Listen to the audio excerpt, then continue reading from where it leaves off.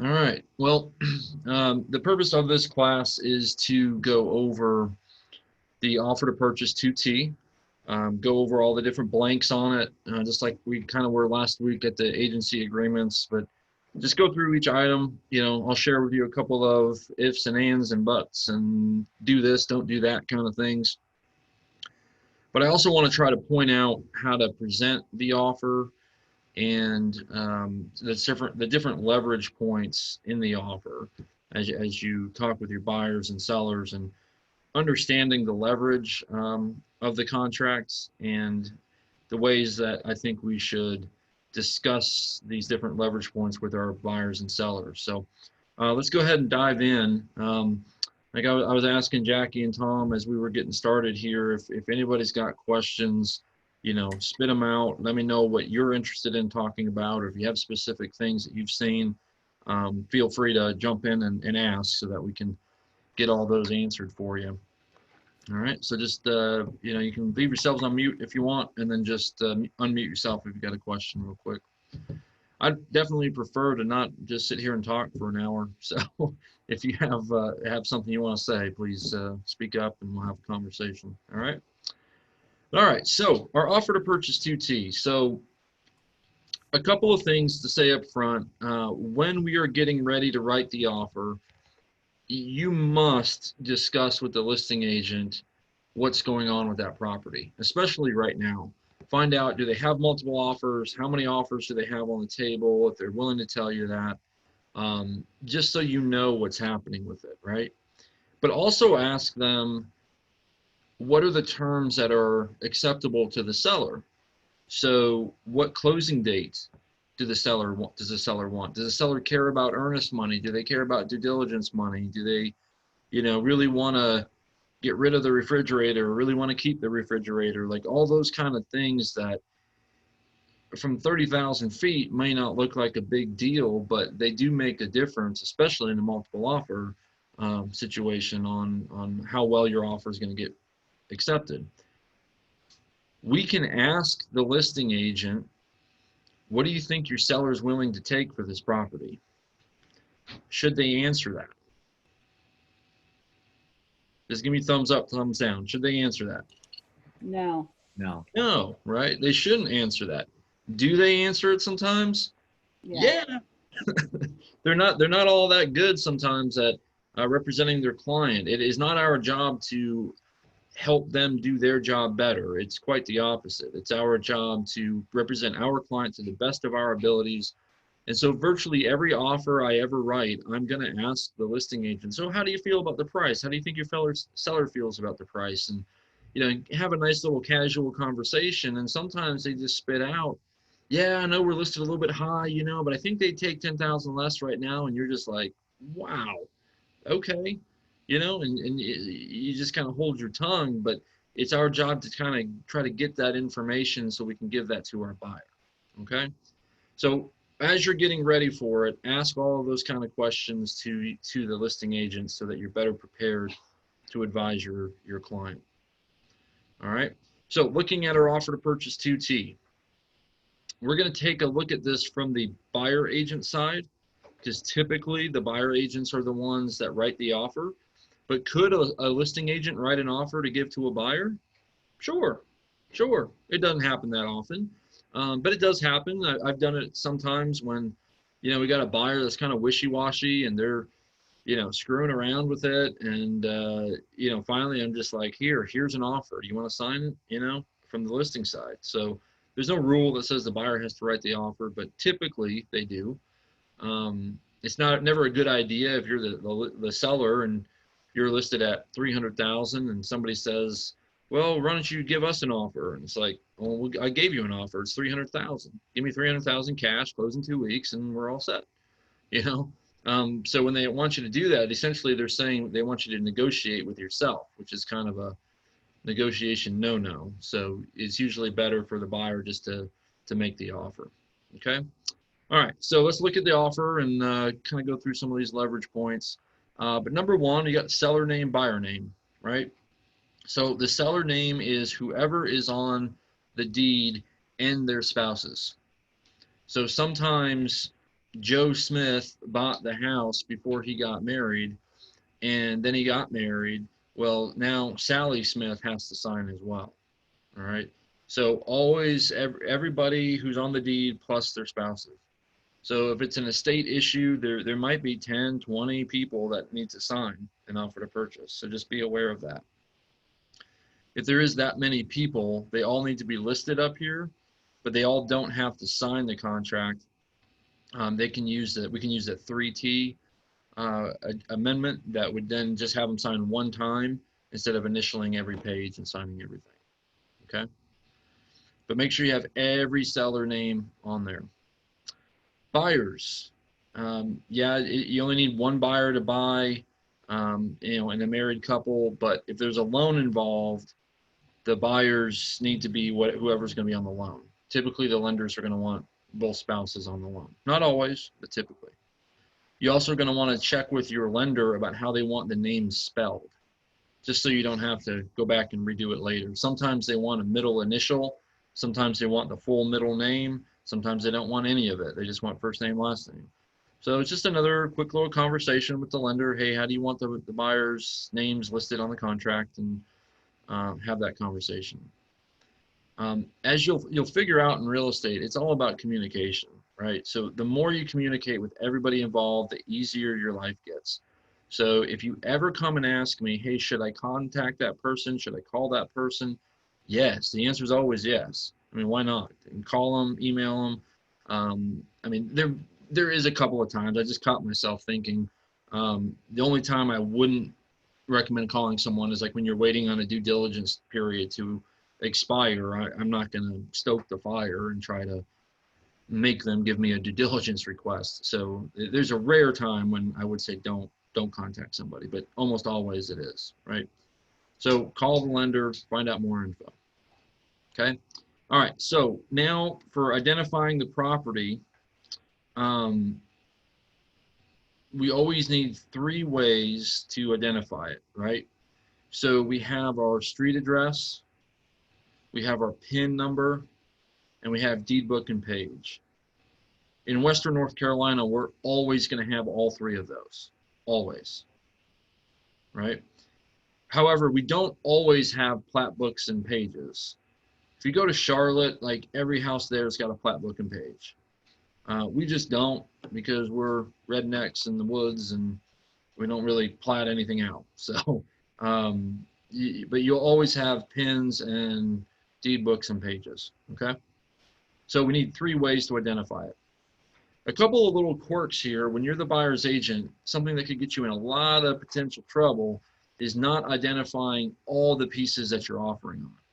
So maybe there's 2 parcel numbers that you're buying.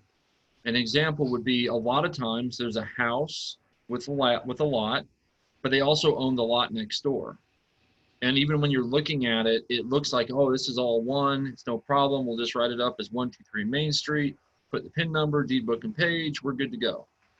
But if there's 2 actual lots, you need the separate PIN numbers and separate deed books and pages in there. All right, and that's something that could really be a bad situation for us on the buyer agent side. If we get to closing and they're like, oh, we're not selling that extra lot with this, that's why we agreed to your price, and your buyer would freak out, as would you, and it wouldn't be a fun story. So make sure that we are adding all the PIN numbers, deed books, and pages, okay? You also have this other description. So in those situations, add that in there. Say it's the 0.3 acre lot that's to the left of the house, or whatever it might be. If you got 3 pins, 4 pins, 20 pins, you put them all in here, okay? If it is something like more than 3, you might want to just put C addenda A, and then you just create a Microsoft Word page that says addenda A on it, and then you say pin number blah, pin number blah, pin number blah, and you have them all listed on the same thing, okay? But that's just something to be very careful about when you're writing these offers, that you are including everything that the buyer thinks that they are buying. All right. All right. Page 1. At the top here, we got our purchase price, right? We have a due diligence fee, initial earnest money, additional earnest money, any assumptions, seller financing, and building deposit. And then we have the balance. If I was writing this form, I would put a little solid line underneath this one and maybe put a minus sign next to these. And there's probably some legal reason why they don't want to do that, but just make sure you know that the balance is the purchase price minus everything else. Okay? So we do have to have the balance in there and have it in there correctly. All right, so our purchase price is just that, right? So the due diligence fee would go in here, and then earnest money goes here. One of the most common things that I see on contracts that's missed is checking off these boxes over here. Make sure we check those. They are important. They're part of the contract. And so either you're checking, you know, personal check or official bank check or wire transfer for the earnest money, and then do we have it with the offer or within 5 days? Don't check this with the offer unless you have it right there as you're writing the offer, okay? Otherwise, it's fine just to check or within 5 days, okay? So just make sure those boxes are checked, though. It's an often missed, okay? So how much due diligence fee money, how much earnest money do we offer? Almost every time a buyer is going to ask you, well, hey, Aaron, how much should we offer? So what do you all think? Like what should our advice be? Not what you think necessarily, but what should our advice be to the buyers on how much due diligence money, how much earnest money? And just to play the scenario out, let's just say it's a $300,000 house, okay? Because I do think price matters. I think if you're buying a house at $2 million, it makes a difference compared to $100,000 on how much earnest money you're putting up, right? So let's just say it's $300,000. How much should we put down? What do you guys think? 3,000. Hey, Wayman, how much? 3,000. 3,000? Yeah, 3,000. Like 1%. So like 1% maybe? Yeah. Okay. But the due diligence, you can just put like 500, $100 or $500 because you don't get back. Earnest Correct. money you get back. So the due diligence, you always want to try and put as low as you can. Earnest money doesn't really that matter because if you're going to put 20% down, then you should put at least 1% down to show incentive. Show a little bit that you're going to go and buy. That's what I do. Correct. Okay. Yep. I mean, typically your due diligence fee is going to be a little bit less, right? Than your earnest money is going to be because it is non-refundable, like Wayman said. Does anybody agree, disagree with that? There isn't, by the way, there isn't an exact right answer here, but there is a wrong answer. But I'm sorry, Kim, go ahead. Well, wouldn't it depend on like how much interest is in the property? I mean, if there's a lot of interest, I would put down a lot of earnest money. Yep. And I would make the it due might diligence matter if money there's more. how much? I didn't have a number. I just figured it should be more. Okay. Yeah, it does depend. If there's 10 offers on the table and you're trying to make an impact, right? You might want to put more earnest money down, right? Okay, I think Wayman's 1% theory has been one that's tossed around quite a bit in the real estate circles, and it's a pretty tried and true method. I think 1% of asking price is a reasonable amount of earnest money. I think that's a reasonable way to look at it. But what I want to try to get you to think of is more what Kim's talking about. We need to advise our clients that they have an option on a $300,000 purchase price. They have the option to put $300,000 in due diligence fee money, right? Do they have that option? Yeah, if they're paying cash, right? If they have it. They have an option to put $300,000 in earnest money, right? Yeah. Would we recommend that? Probably not. Probably not, right? I'm not recommending $300,000 in due diligence money. However, I'm a big stickler that we need to let the clients know that it's their option. It's their option to do that. So if I'm writing this offer right now with you guys being a buyer, I would say to you, you have an option to put $0 down on due diligence, and you have an option to put $300,000 down on due diligence. And they kind of look at you like, really, dude, that's the answer you're giving me? But you need to make the point that yes, those are your options. All right. There is no, hey, you just put $500 down, you just put $100 down, you're good to go. Like, don't give that kind of crappy advice to clients. Like, let them make the decision. Just make sure they truly understand the due diligence fee. So to Kim's point, let's say this is a house that is my neighbor, and I know I want the house. I know everything about it. I've been in the house 100 times. I know everything about it. I'm not even going to do an inspection. Might I want to put down 10 grand on due diligence money? Yep, I might. I would do that. If I knew everything I wanted to know about the house, I'm not even planning on doing inspections, I would put that much down, right? Certainly for earnest money, you put down, the more earnest money you put down, the stronger the offer looks. And this idea of putting down $1,000 earnest money on a $300,000 house, I think that's crap. I mean, we can control that earnest money, right? Until the end of due diligence, we control it as the buyer. We can get it back unilaterally. We can get it back. We can send them a form that says, notice to seller that I'm terminating and my earnest money is coming back to me, right? So because of that, we should be putting, I think, more down on our earnest money, and buyers need to understand how that works. Now, we never want to get caught telling them, yeah, just put 50 grand down, don't worry about it. That's not what I'm saying. I'm saying you need to understand the risks and how we control that money, but they also need to understand how that leverages their contract. Because let's say this was your house and we had two offers, both at 300,000, same conventional loan kind of deal. One had $10,000 earnest money and one had $1,000 earnest money. Which one are you taking? Probably the $10,000 one, right? Does it really matter though? Because either buyer can back out during due diligence, right? So why do we think that? Well, just because we're human beings and we see that number and we say, oh, wow, they're more serious than the other people. Not really, you know, because they still have that due diligence date. So that's one of those big leverage points that really makes your offer look better than it really is. And you can absolutely make somebody accept your offer and you're not actually paying any more for it. Right? It's still 300,000. You're just putting more down up front. So it's one of the tricks that I use on almost any property that I buy personally, is I try to put down a ton of earnest money, because to me it's monopoly money and I can do whatever I want with it. I know how to control it. I know I'm aware of it, and I know I can leverage that in my favor. And the amount of due diligence money, yeah, I mean that will vary based on how much I am confident in the property. You know, if I really want to buy it and I don't really care what the inspections say, then I'll put a lot down on that. If I'm not so sure, then yeah, I might be a little more reasonable on that. And there's other properties I'm like, I have no idea until I get that inspection back, so I'll put very little or none on due diligence, right? Aaron, yeah. I have a question. Can you share with us what you're typically seeing that people are putting down for due diligence money versus what the asking price is?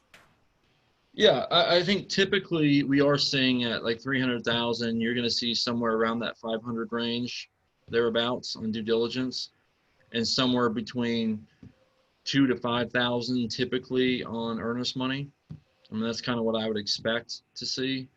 If you're at like 200,000, you might see just $100, $250 on due diligence fee and $1,000 earnest money. That's what I would expect to see as a listing agent. So how much better does that look if you see an offer with $10,000 earnest money, you know? So, but yes, that's kind of typical. Okay. Aaron, oh, sorry.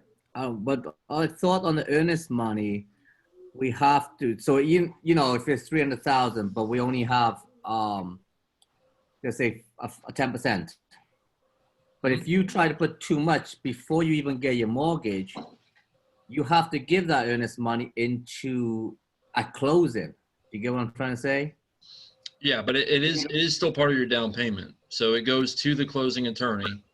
And so it counts as your down payment. So if you've got 30,000 to put down as your down payment and you put 10,000 down up front for earnest money, you only got to bring 20,000 more to the table to close.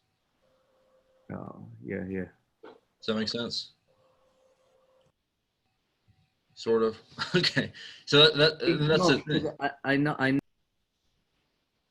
mute myself. So I know that a lot of people, they have they don't have that 10% or the 20%, like Right. to put down. So a lot of time they mortgage it. So they try to put 5% down, and then they try to mortgage the rest.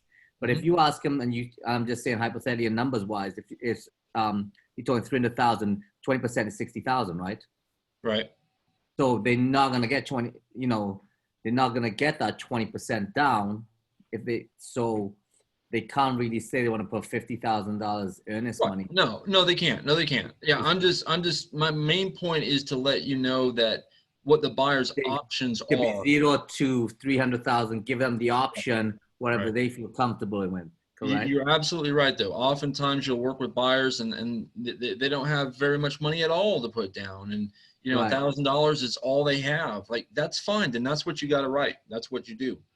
But I'm just saying to talk to people and give them the options. If they have the money, make sure they know what their options are and how to leverage the contracts in their favor. I wanted to ask you one more question, but I guess I'll ask you in another. What is about with this, and then you have that? I think this is actually mortgages, but what's that? How do we deduct that from our discount points then? This is a totally different thing, right?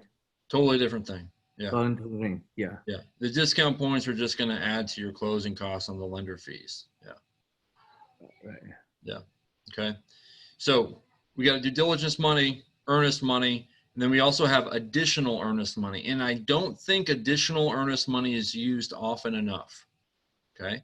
So it's just another thing that you can use to help manipulate a contract. My favorite little personal story about this that I like to tell because it's relevant since I'm sitting in the building that I use this tactic on to get it. So this office building that we're in, I bought it from a bank, and the bank asset manager was in Texas, and I don't know how else to put it. He doesn't know what the hell he's talking about. He doesn't know what he's doing in real estate, but he just knows the banking side. So his big thing was they wanted additional earnest money, and a lot of it. And so I ended up negotiating with him to say, absolutely, if that's what you want, that's perfectly fine. I want my price. You want additional earnest money. And so we agreed to do, because that was his number one issue, was additional earnest money by a certain date. And so I gave him that by a certain date, knowing in my head and talking to my lender that we were going to close on this property before that additional earnest money date even happened. Before it even happened, we were going to close on it. And so we ended up agreeing to some stupid amount. I honestly don't even remember what it was, but it was a lot of money on additional earnest money. And I was happy to do it. But that was his biggest issue. And that's why he doesn't know what he's talking about or what he's doing, because they agreed to a lower purchase price as long as I did additional earnest money. Like, what kind of sense does that make? So make sure we're not doing that kind of stuff to our clients, and that we're bringing this to the right, or using these tools to the right effect on our sellers. So you can do that by saying, hey, look, Mr. and Mrs. Seller, we're going to put down $2,000 earnest money right now, but we're going to put down an additional $10,000 earnest money right after due diligence date. Well, who cares, right? Again, to Wayman's point, they got to have the cash, but as long as they have the cash, why not put down more right after due diligence date? Because after due diligence date, we know we're moving forward anyway, right? And we say push comes to shove and things aren't going well up to due diligence date, then we can ask for an extension to due diligence date, right? So we can do additional earnest money, and it has to be by a specific date. Time is of the essence, okay? Any questions on that one? On how to use it, why to use it? It's sometimes used also because maybe the buyer's got something happening where they only have 1,000 to put down now, but they know they'll have 5,000 next week. And so they say, I'll give you 1,000 now, 5,000 next week, or whatever, But just my big point today is to get across to you guys that don't be lemmings off a cliff, okay? Don't just be the regular, normal, pathetic real estate agent that just says, hey, put down $100 due diligence, $1,000 earnest money, and let's just move forward. Like, Come on, we're better than that. Let's advise the clients of what their options are. And sometimes that might be the right option for them, but they do need to know what they have available. Okay. All right. By assumption, technically somebody can assume a loan. It almost never, ever, ever happens. I'm not going to spend any time on it. If you run into an assumption, just come talk to me. We'll deal with that on the side. All right. Seller financing. So sometimes sellers will sell by seller financing. That amount would go in here. Maybe it's $300,000, $10,000 earnest money, and then the seller is financing $200,000, something like that, right? So the $200,000 number would go in here, okay? And then by building deposit, that'd be for a new construction addendum. If there's any building deposits, that number would go in here, and just come talk to me if you run into that, okay? Now, again, the one little tip is that we do need to have the balance in here, and it needs to be correct. Purchase price minus any of these to be our balance. Okay, pretty easy. All right, page 2. Moving on. This would be our escrow agent, and the escrow agent ideally, usually, normally will be the buyer's attorney.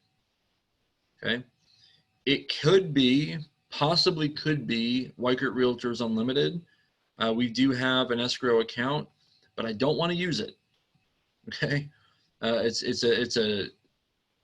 one of the biggest issues that real estate agents have on issues with escrow accounts. We have one. We're used to it. We use it for certain things, but we don't want to use it for typical real estate transactions. If you run into a huge bind and they just cannot pick the attorney they want yet. They know their dad knows a guy and they want to find out from their dad who they want to use. You could put our company down on here as a last resort, but I don't want to hold it, okay? And the reasons we don't want to hold it again are one, selfishly, I don't want to deal with the accounting nightmare that they are, but also for you, because on closing day, if we hold the earnest money, you have to let us know in advance that, hey, this is closing tomorrow. We need the earnest money check. We got to get that to the office.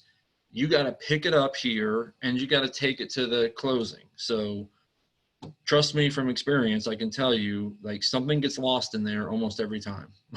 Either you forget to tell us that you need it, or you forget to come pick it up, or whatever. So it's just a nightmare. So just have it go to the closing attorney. Okay, the buyer closing attorney. So when you're writing this offer up with the buyer and they say, I don't know which attorney we want to use yet. Well, now's the perfect time to pick one, isn't it? Right. So you sit down, you go through our gold service list and you talk about, here's some people I've used in the past. You can use anybody you want. On any of those gold service people, I always just tell folks on my personal deals, my personal homes, this is who I use. And that's usually all you got to say. Is that in complete, is that following the law on what the Real Estate Commission wants us to say? Yes, it is. Because the Real Estate Commission just says that it always has to be the buyer or seller's choice on who they use. And they asked me who they should use. And all I said was, this is who I personally use. I didn't say you have to use them. Right? So to me, that's the best way to talk about gold services. Like for attorneys, I would say, I'm very comfortable with Guzman and Rose and John Rose. I'm very comfortable with him.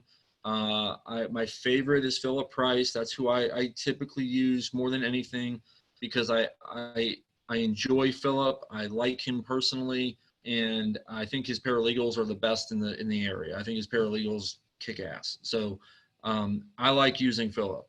So that's who I use for my own personal properties. So usually that's all I got to say. And then buyers are like, okay, well, that's who I want to use. Like, great. All right, that's who we'll call. Okay. But pick the attorney now. There's no reason to wait on that. Okay. All right, our due diligence period, and then shortly after on page 3, our settlement date. I know some real estate instructors teach to put in there like 30 days from acceptance or some crap like that. I don't like that at all, All right, I'm not saying it's illegal, it's not illegal, but I don't like it. And here's why. Because if I put 30 days from acceptance and my buyer signs it, and then 2 days goes by between negotiations and seller initials it here. Well, 30 days from what date? I think we all know the answer is 30 days from the last signature, right? But can that get confusing? And like, oh, was it this date? Was it that date? Maybe there's one extra initial over here, and then we change something. Like, it gets confusing. And so somebody has, I don't know, August 15th as the due diligence period written down. The other people are thinking it's August 16th. And you can create a real problem because this is time being of the essence, right? Now, ultimately, there is a correct answer as to what that 30 days from what period is, but I just find that it gets way too confusing between agents and buyers and sellers. So I like to put a solid date in there, make it for, if it's 30 days from today, it would just say, August 23rd, 2020. Okay. Does that make sense? All right, a quick little note on that. If you're doing due diligence date, we're writing the offer and we say August 23rd, 2020, it potentially could take a week to negotiate this deal, right? So during those negotiations, make sure you're talking about that date, and now that might need to be August 30th, right? So just be aware of that when you're putting those dates in. Okay, same thing with settlement date. I do not like 30 days, 45 days. There is a time and a place to use that, okay? So it's not a hard and fast rule, but 99% of the time, I want it to be an actual date. So there, again, there is no typical due diligence date or settlement date, but typically, you would probably put 30 days in here, 30 days out from here. So, August 23rd, and maybe 45 days or so out on settlement. Especially right now, as the lenders and attorneys are overwhelmed, you really probably want to give them 45 days to close it on a loan. When in a little bit slower time period, usually 30 days is enough to get it closed. All right, so your due diligence period, though, again, is totally negotiable, right, between buyer and seller. We don't have, like, some states say you got 10 days, some states say you got 14 days. North Carolina is totally negotiable. So could we write an offer today and put due diligence period ends 7/23/2020? Could we put that? Yeah. Why? Why would we put that? Well, you would put that if, like, you wanted to convey to the seller, like, we don't want any due diligence period. We don't care. Okay, we're buying the house the way it is. We might still do some inspections, but our earnest money's locked in. We don't need to make you wait. That's a leverage point, right? It's a big deal. If any of you have sold property recently, it's a big deal if you're that seller and you're under contract and you're waiting 30 days to find out if my contract is real or not. Because that buyer can back out at any time, and you're sitting there just kind of twiddling your thumbs, praying is just, please go through, because that buyer can back out at any second. So the shorter that time period, the better for the seller. So sometimes if your buyer knows they're going to buy it, or they're doing cash. For cash, you don't need 30 days in here. For cash, you could do 14 days, get some home inspections done, figure out what you're doing, and move forward. Right? The reason we typically like 30 days is for the appraisals, because this is your only appraisal contingency. You will have buyers that ask you, hey, I want an appraisal contingency part of this offer. Doesn't exist, man. We don't have one in North Carolina. All right, the appraisal contingency is your due diligence period. Okay, any questions on that one? Okay. Very good. All right, so one of the changes in the new contract is they've gone into more detail on fixtures. So it's always a good idea to go over this stuff with your sellers or with your buyers, or if you're the listing agent, the sellers, and make sure they understand that these are all fixtures that are included in the purchase price. Okay, so make sure they know that they can't take any of that stuff if they're the seller. All right, any items leased or not owned. So the number one thing in there that comes up is sometimes the oil tanks, propane tanks, things like that, satellite dishes. Those aren't that big of a deal anymore because well, A, people are going away from satellite dishes now, but also B, usually if you switch over like Dish or DirecTV, like they'll just put a new satellite on anyway. So it's not that big of a deal. But any other items that don't convey, make sure those items are listed here. Your personal property, that needs to include, your refrigerators, washers, dryers, anything else. You don't have to list dishwashers. You don't have to list oven ranges. Those are all considered fixtures up here, right? But sometimes I found years and years ago, we seem to have an epidemic of people not realizing what a fixture was, which is partially why the Real Estate Commission has added all this stuff. And so I still am in the habit of still writing in ovens and stoves and dishwashers, even though I know they're not personal property, but just because some of those arguments in the past are still in my head that, like, yeah, this is gonna stay, so just making sure that all of that is being conveyed. All right. So I had an issue come up with one of our agents this morning who had a contract and they wrote it up and there's nothing listed in personal property. And so I just verified and I said, so we're not leaving refrigerators, washers, dryers, or anything like that, right? And he said, no, we are. Oh, why isn't it in the contract? And he said, well, it's in the MLS. Okay. So it's a standard normal mistake that's made with agents, particularly new agents. Just because it's in the MLS doesn't mean it's going with the property. Just because the MLS lists we're going to sell the refrigerator, we're going to leave you the washer dryer, that's not the contract. That's an advertisement. Okay, so it's not going with the property unless it's listed here. All right, so it's a good lesson for us as listing agents and as buyers agents. It's got to be listed in here or it's not going with the property. Okay. So Aaron, I have a question. Yeah. And one of the other trainings you mentioned, we had a discussion where if some of these appliances they have a loan on them and they're not paid off yet. Yeah. Can you address that? Like Yeah. At this point, when they're putting an offer in, they don't know whether it's not paid off or not.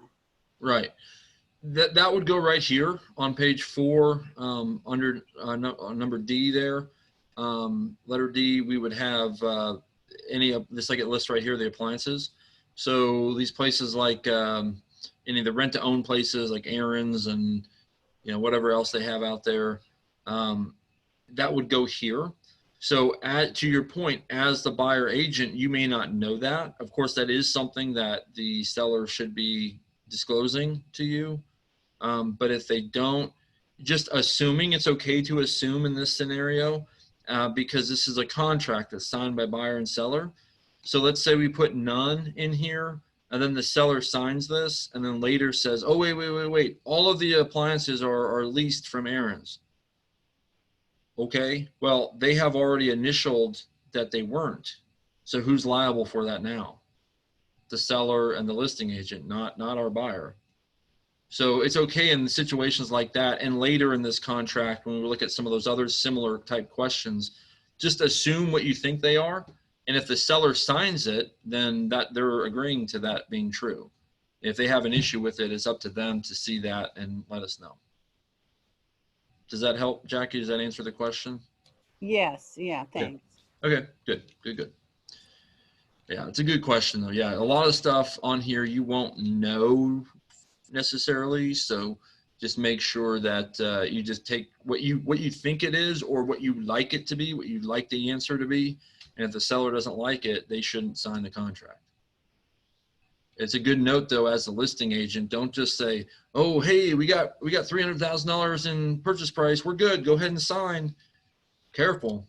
Go through the contract line by line, look at all the items, make sure you understand what's happening. And truth be told, right? Okay, truth be told, I remember my very first contract on a property in Charlotte.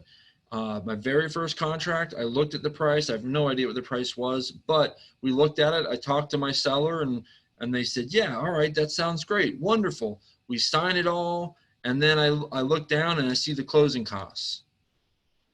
I hadn't told them that they were also asking for some closing costs because I was a new agent. I didn't know what I was doing. And I just kind of got excited, I guess, by looking at the price. And so that caused a big to-do because in reality, it was like $5,000 less than what they thought because of the closing costs, right? That's my bad as an agent. So make sure you're going through all of that and reviewing everything. Okay, moving on. Buyer representations. So this is buyer representations. It is not a term of the contract. In our old contracts from years ago, these used to be a term. They are not a term anymore. So what that means is the buyer does or does not have to obtain a new loan. So let's say they say that they do not have to obtain a new loan, and then later they end up obtaining a loan. And the seller gets pissed off and says, hey, you know, they're breaching the contract because they said they were going to pay cash and now they're not. I'm not an attorney, but that would not be a breach of the contract because it's not a term of the contract.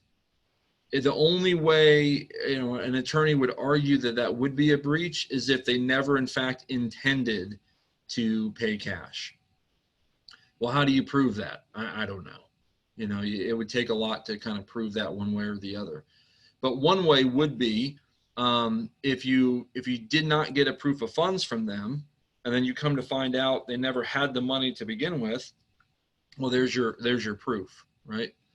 But the way that comes up, what I see happen more often than not in this scenario, is somebody says, "I don't intend to get a loan. I'm going to pay cash for this." And right now with the interest rates, I just heard one of our agents with an offer. Their people are putting a ton of money down, so it's not a big risk to the bank, and their interest rate is 2.62%. 2.6%. So at 2.6% interest rate, might that be a good idea to take out a loan instead of paying cash? Okay, I'm not a financial advisor either, but yes, take out the freaking loan. Don't put all that cash down on the house when you get that kind of interest rate, right?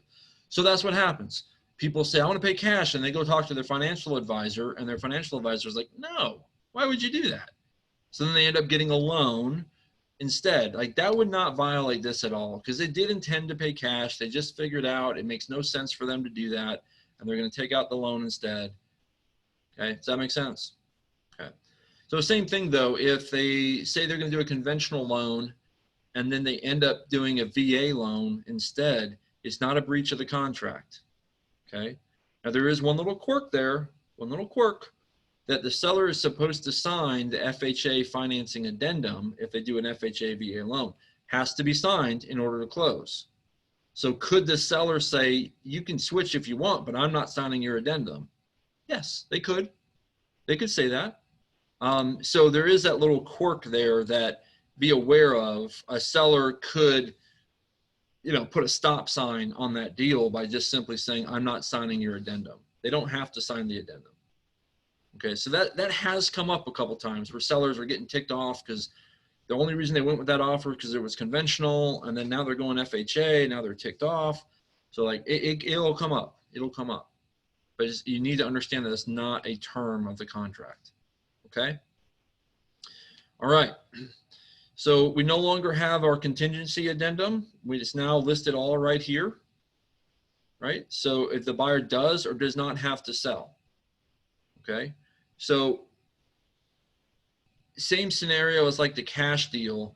If the buyer does not have to sell, but they want to sell their other house before they're closing, they could check they do not have to sell. Right? Just had one of those deals close last week where we did end up pushing closing back by a week, which pissed off our seller, and rightfully so, because we were never told that they had another house to sell first. And the reality was, though, they're in that kind of 14-day window, so there wasn't really anything we could do as a seller. But the buyer did not have to sell their other house in order to buy. They had the cash. But then they talked to their financial advisor, and the financial advisor was like, why would you take your money out of this retirement account to close when you're closing on your house in 1 week? use that money, that makes sense.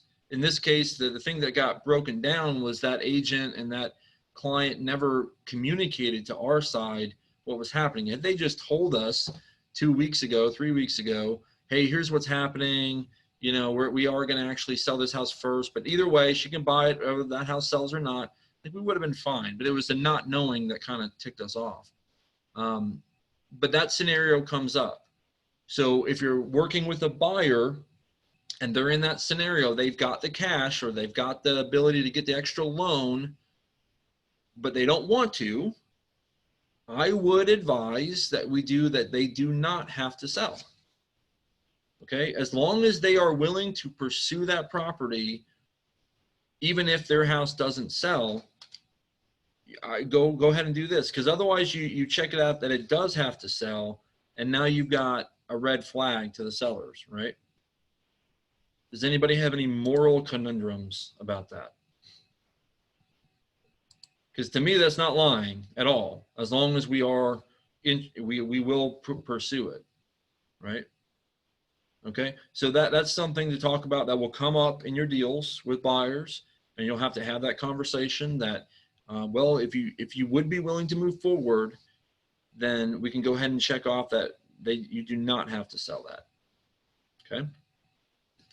All right, so if they do, then you check off down here that the property is already currently listed, or it will be listed, or buyers attempting to sell, for sale by owner, all that good stuff. Okay. All right. Disclosure statements. Typically, the listing agent will have our disclosure statements on the attachments on the MLS.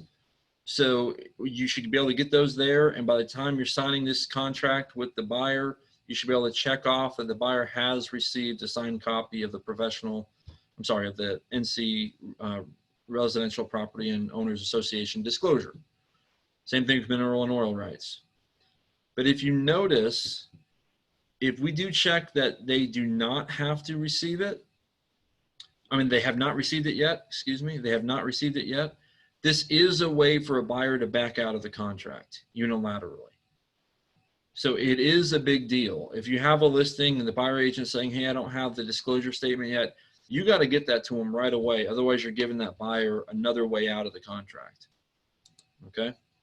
So make sure we're getting that to them. We have the exempt marks on here, right? So why is how would a property be exempt from the RPD? Anybody? Who's exempt? Who does not have to do a property disclosure?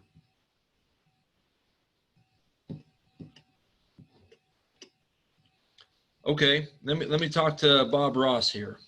Hey, Bob, who? All right, so the people that would be exempt would be your foreclosures. The banks have good lobbyists, and they find a way to get out of everything. So one of the things they get out of is their disclosure statement. Now, in reality, I would agree with that, because they obviously, as an entity, they haven't lived in the house. How are they supposed to know, et cetera? So they're exempt. Any foreclosure is exempt from filling out a disclosure statement. It's also exempt if it's a brand new house. Okay, same thing. Nobody's lived there. How are they supposed to know? Plus, by North Carolina state law, there's a 1-year warranty on that house from the builder, whether the builder likes it or not. They have a 1-year warranty on it from the builder. So that's kind of the reason why. Okay. All right. Moving along. Seller representation. So again, these are back to Jackie's question. I don't know. I don't know if they have these certain things. Well, if you don't know, just check it off the way that you think it should be, and then the sellers can change it or counter or whatever, but fill it out with what you understand to be true, okay, as the buyer's agent. And or talk to the listing agent, try to be on the same page. So the seller has owned the property for at least 1 year, for less than 1 year, does not yet own the property. Well, how the hell can they sell if they don't yet own the property? Anybody know? Well, it'd be a true flip, right? We throw that term flip around all the time, and it's not always used correctly, but that would be a true flip where, and it's perfectly legal. You can go under contract with another buyer for a property that you do not yet own. It's perfectly legal. But you just have to disclose that you do not yet own it. So this did not used to be here years ago, but they've put it in there just to make sure that it's always there, that you do have to disclose whether you own that property or not. All right. Lead-based paint prior to 1978, yes or no? Are there any assessments? This is the one I see get brought up quite a bit. People say, hey, I don't know if the seller's got any special assessments or anything going on. Well, just assume that there's not if you're the buyer, right? If there are, the seller needs to initial this or change it. But this is the sort of thing you don't want to skip. And I do see it from time to time where agents forget to check off one of these boxes or whatever. It's a big deal, big deal. Maybe there's a $10,000 special assessment coming and we didn't have these checked off and everybody signed it. Like, that's where you get into, if a buyers want to be really snarky about it, I would say that's negligence on your part for not checking that box off. And so guess who's paying that assessment? It's probably us as the buyer's agent in that case. So make sure we're checking those boxes off. Again, the way we understand it. There's not a ton of assessments out there, but sometimes. Years ago, they're still doing it, but the city of Asheville wants to put in sidewalks everywhere. And I'm not saying that's a bad thing, but I do think as a homeowner, I should have a say in that. And they don't necessarily think so. So they're putting sidewalks in and just saying, hey, you got an assessment to pay the city $8,000. So that's kind of a big deal if you're the seller, and certainly if you're selling the property, your buyer's going to want to know that if that's been proposed. Homeowners Association, that information should go here. All right. Seller obligations, talks about all the legalese in there. The deed. So typically the names from the front of the contract should be the same names here, typically. That's usually just because of the lender, right? If it's a loan, it's almost always going to be that way. But if it's a cash deal, there's nothing wrong with me putting, hey, Aaron Kraft is the buyer here, and then when I buy this house, I'm going to deed it over to Shaniqua Elliott. Shaniqua was like, yeah, all right. So, but I mean, we can completely do that, right? There's nothing wrong with that. So sometimes it happens with parents and kids, or usually that's the one I see is parents buying it for kids, something like that. But it's perfectly legal too. I'm just telling you though, typically the name should match exactly like it does on page 1. Okay. And then down here, we got our closing costs. Another little thing I would change if I wrote these contracts would be these closing costs, I think should go back to page 1. I think they should be right here, because you're writing the offer and you're going through all of this. And then all of a sudden you get down to here, and I've had it happen too often where I've worked hard to get my buyer to a certain price so they can understand they have a chance to buy this house. And then all of a sudden we get down here and like, oh yeah, we want $5,000 in closing costs too. You're like, oh, come on, man. So make sure that you're discussing that with them when you talk price. All right. I've had that issue from time to time where I forget to mention it. And then we get down to this part and they want those as well. And it's almost impossible to get them to offer more money, even though I just worked hard to get them to a reasonable price up above. So talk about this blank when you talk about the price, okay? Because obviously it matters to the seller how much we do. Another issue here that's really important that we have had agents screw up, make sure we're not asking for too much in closing costs. All right, talk to the lender, find out how much closing costs will be for this buyer. Because if we put $8,000 in closing costs here and they only use $5,000, there's $3,000 there that's completely wasted. The seller has no obligation to reduce the price by $3,000. They don't have to do it. They often will, but they don't have to. And so sometimes we'll have $4,000 in closing costs, and then in due diligence period, there's an issue comes up and people are like, hey, let's just add another $4,000 in closing costs. You probably can't do that, and the buyer keep the money. Okay, so just be aware of that and talk to your lender and how much the closing costs will be. A little pet peeve of mine personally, if we're writing a cash offer, how much will closing costs be in a cash offer? I mean, maybe $1,200, $1,500. That's about it, because you're just paying for attorney's fees basically. It's just a pet peeve of mine. Let's not ask for closing costs when we write cash offers. It just pisses me off as a seller agent or a listing agent. Like, if you've got 300,000 cash, why are you asking me to pay $1,000 in your cash? Just make me a $299 offer, you know? So I don't know. That's not a big deal. That's nothing wrong with it. It's one of those things that just bugs me. So I wouldn't recommend doing that. All right. Home warranty. There's no home warranty being provided by seller. The buyer can obtain one at a cost of X. I mean, typically $600 will cover you, but take a look at the home warranty and what else they might want covered, because there's additions to your warranty, right?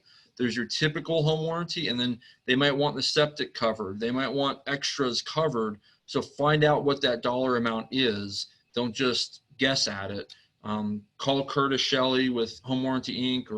or American Home Shield or 210, or call any of them and just get the actual number before you write that in there. All right. Or the seller has already obtained one and they're going to pay for it at closing. All right, I got to go faster. I'm sorry. Possession, buyer possession, seller possession before closing. If we already know that that's going to be there, we'll check those off. Typically, we're not looking for those. I don't want to get down that rabbit hole, but we really want to avoid buyer and seller possessions. Okay, that's all I'm going to say about that for now. Any addenda or anything we've got in here, just make sure we're checking those all off. If there's another addenda, you can write that in here. Addenda A, addenda B, addenda 241-C, or whatever else you want to come up with. You can't write anything, right? We all know that. You can't write any addenda to the contract. But the buyer can, the seller can. So oftentimes they're like, look, we just want to add something in here. Like, great, fine. You write it as the buyer. You send it to me on email. I'll copy it verbatim, put it into a Word document, label it addenda A, and we'll be good to go. All right, that's fine, but you can't write anything that you put in here. All right, and they've made it easy for you to explain that to your client, because they wrote into the contract, hey, your broker can't do this, so you have to do it as a buyer and seller. So that does help us a little bit. You can point to that, because it does make sense. I get it. Buyers are like, well, look, man, you're my agent. Can't you just write it? And then you just point right to that and say, under North Carolina law, I am not permitted. They're like, oh, okay. So Aaron? Yeah. We can write the addenda if there's additional deed information though, correct? Yeah, like what we were talking about on page 1. Yeah. Yeah, you're not writing anything there though, right? You're just putting addenda A and then PIN number, whatever. Like, that's not writing, that's just listing. So I know it's kind of semantics, but to me, they're different, All right, so that's pretty much it. You got your buyer and seller signatures here. Just, of course, if they are an entity, make sure they're signing on this end over here. One and very, very important note, please do not fill out the buyer notice, seller notice address. Do not. No. Put an X on it. No. Okay. The reason they're in here is for the return of potential earnest money, but these forms are not written by real estate agents. And as a real estate agent, I can tell you it is not a good idea for the buyer and seller to have contact information. And I can give you many an example as to why. And it usually starts off very, very nice and very, very innocent, and life's wonderful, but we don't live in a perfect world, in case you haven't noticed. And people, they start emailing each other, oh, we're so happy you're buying the house, life's wonderful. And then all of a sudden they get a repair request And all of a sudden you get an email from your buyer saying, look what the seller sent me. And it's, hey, what the hell's wrong with you? And yeah, blah, blah, blah, blah, blah. Like it gets nasty quick. So I just telling you from time and time and time again, it's never a good idea for the buyer and seller to have each other's contact info. Okay. Confirmation of agency though, this is very important as well. Make sure it is law that you have your license number in here and the firm license number. All right, the firm license number is on the MLS and everywhere else, but if you want to write it down real quick, it's C17887. C17887, okay? But we should always have firm license number, agent license number. And do me a favor, again, another little pet peeve of mine is when I get an offer from a buyer agent and they have all of their information in there and they just don't fill in any of mine. That just irritates me. Because all of the other agent's information is on the MLS. Their address, their firm license number, their agent license number, it's all on the MLS. So fill it in, okay? Just a little pet peeve. All right, and then the last page here, page 15, you do not have to sign anything when you're writing the offer. Just simply fill in buyer name, seller name, property address. That's it. Okay. All right. So any questions on that? And then I just want to go over one little tip on presenting the offers. So anybody got any other questions real quick? Okay. All right. So when we submit the offer, okay, typically our offers are going to be submitted on email. Okay. Do not just send an email that says offer to purchase 123 Main Street, and then you say, hey, see the offer, and you attach the offer. Don't do that. You'll see that happen more often than not from other agents writing you offers on your listings. Let's be better than that. So let's make sure we have the pre-approval letter for our buyer. Make sure we're attaching that to the offer. Have some sort of sheet like this, okay?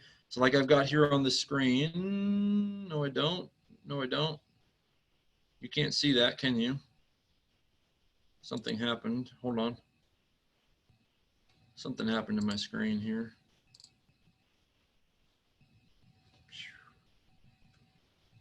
Huh. What? Somebody tell me what you're seeing. I don't. It's a letter. Oh, you are seeing this. Yeah. Oh, okay. Okay. Sorry. My screen looked different all of a sudden. Okay. So here's just a little example of a client letter, right? Just a couple of pictures, dogs, you know, we're so interested in your property, you know, blah, blah, blah.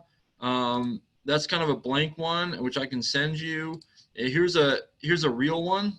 Does this one pop up with the family picture here? Yeah. Okay. So here's one that some real clients of mine had put together. I think this part here is really important, that you talk about the seller's home. It's not just, hey, look at us, look at our cute babies, look at what we do. Like, that's all lovely and helpful, but why do you love their home? Why do they want to buy their home?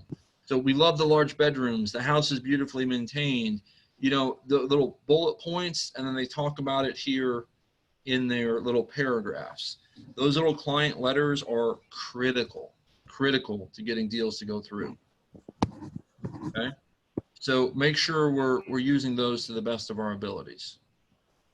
Okay. So now the way you would present the offer, you'd send an email. You have the agent, you know, obviously copied on the email, and then just say offer to purchase for 123 Main Street as the title. And then in the email, you've got this document, you've got the contract and the signed disclosures. And if you have it already, a copy of the earnest money check. That used to be very common. You almost always had to have sent a copy of the earnest money check with the offer. We almost never see that today. So that's another good little thing to add in there. You know, anything else that goes with the offer, put that. But then take a minute. We talked about this at sales meeting for multiple offer situations, but it's really for any offer. Just make sure you're doing all of this.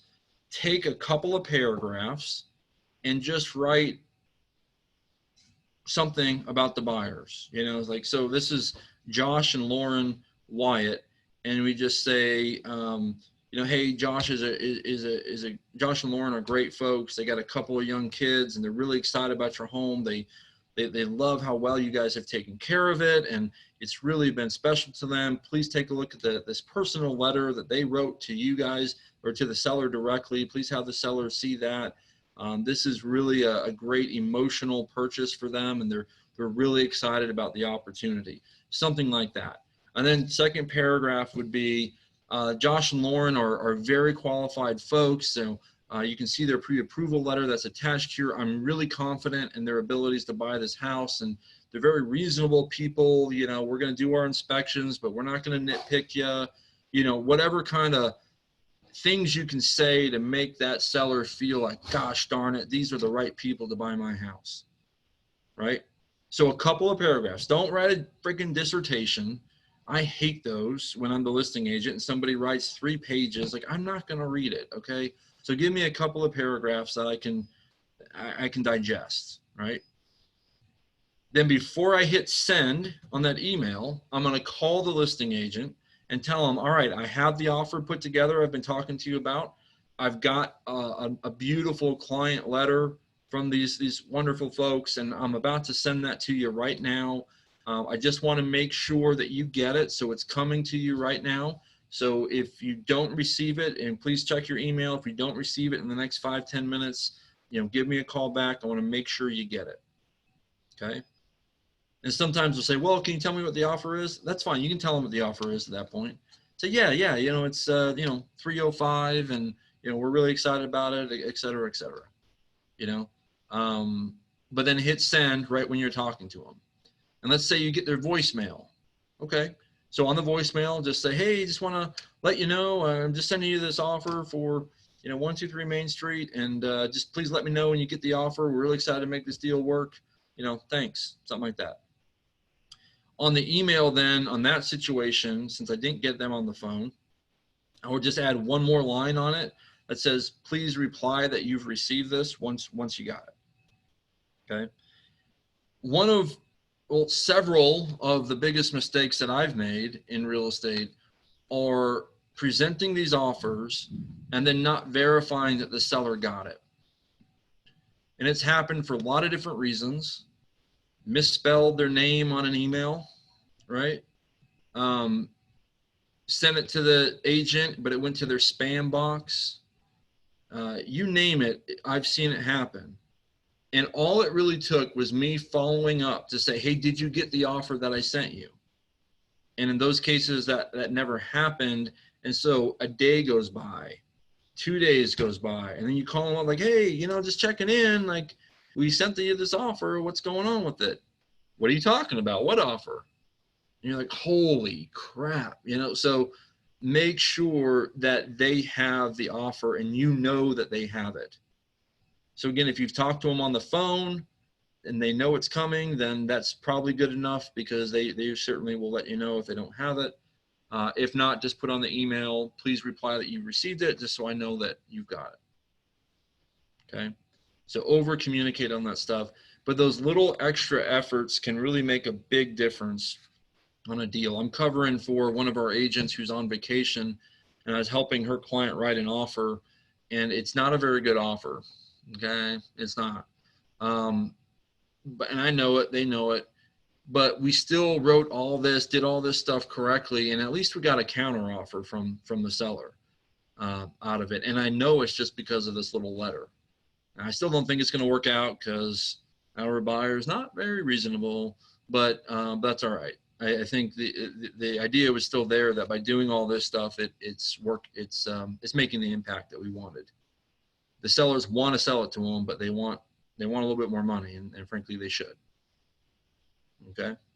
All right. So that's just a couple things on how to present the offers. That's typically what I'd recommend we do. It takes about 5 more minutes from you, and maybe 5-10 more minutes from a buyer. Now this little one, Lauren's like a creative artist anyway, so she put together a really pretty little letter with pictures. you could do this for your buyer client, by the way. You know, it's really nice if they write it, but sometimes you'll have a client that's not, you know, I mean, some of you might be like that. Like, oh, I just don't want to write anything. I'm not good at it, whatever. But, you know, you could just have like a template that's pretty much the same. And then just say, well, tell me about your family life. Tell me about your job. Tell me what you liked about the home. And you can just fill this in for them. Send me 1 or 2, 3 pictures of you guys. I'll throw them into a template for you. You know, you could do something like that. Okay. And one last little thing I'll just mention here, because I get this question quite a bit. Is this a violation of fair housing? What do y'all think? And I don't know if they put it in here. What if they put in here, we're a lovely Christian couple. We really, you know, we saw the cross on your walls and we really love that. Would that be a fair housing violation? It's a good question, isn't it? Anybody got a good stance, yes or no? Only if they said no. You want to say no? If they say no, then it's fine, right? But it's religion, right? It's on the fresh corn. It's in a religion. Yeah, yeah. Well, I mean, so anything over it. I mean, just the fact that this is a white couple, is that a fair housing violation? You know what I mean? So I'm just letting you know, this stuff gets brought up, and there are in some states, in the state of Colorado, you're not allowed to do these letters. Now, Colorado's launched itself off the deep end on everything, okay, politically. So I'm not going to get into the political discussion, but Colorado's lost their freaking minds. So, but in Colorado, these things are illegal now, okay? And they're saying because of fair housing, but whatever. There's a point to be made on that. But the reality is, it's not a fair housing violation to say what the buyer is. And I didn't write this, they did, right? The buyers put this together. This is how they actually look. This is them. It would be a violation for the seller to see this and say, I don't want to sell it to them because they've got a baby boy and I don't want to sell. Well, actually, that wouldn't be a fair housing violation. You could do that. But I don't want to sell it to them because they're white, right? That's a fair housing violation, right? So the seller could discriminate on it, good or bad, potentially. But it's not a violation for the buyers or the buyer agent to send this. Does that make sense? And again, let's just be real. Like, I'm talking to another client that happens to be a pastor, and I was talking to him about these letters. He's like, oh yeah, we used one of those letters in California, and you know, they told us they took our offer because they saw I was a pastor and all that. Like, that's probably a fair housing violation, you know, like not from the buyer side, but from the listing side, from the seller side, saying we're going to sell it to this guy because he's a pastor over another couple where they're not. Like, it's gray area. It's gray area. But from the buyer side, I just know this stuff works and it's not illegal. So I'm going to highly recommend we do it. Okay, but I just want to address that. I'm aware of the gray area that we walk into here. But the way I've been explained by attorneys is that it's really a listing side violation if they were to discriminate on this, not a buyer side. Does that make sense? Sort of, kind of. Wouldn't it be better if you'd done this after you closed then and just say, look, hey, people doesn't help me after we've closed. Yeah. I don't care what the seller thinks about me after we close. I want them to give me a better deal because I'm cute. All right, that's true. Right? Because I got a cute little boy and a cute little girl. I want them to give me a better price. Yeah. I mean, yeah, your point's there, but it doesn't help me at that point. So, okay. Good deal, guys. Any other questions before we go? Yeah, I want to ask you a question, but it's totally off the side of this. I wanted to ask you, I didn't understand what I'm studying. So once this is about the discount points, and I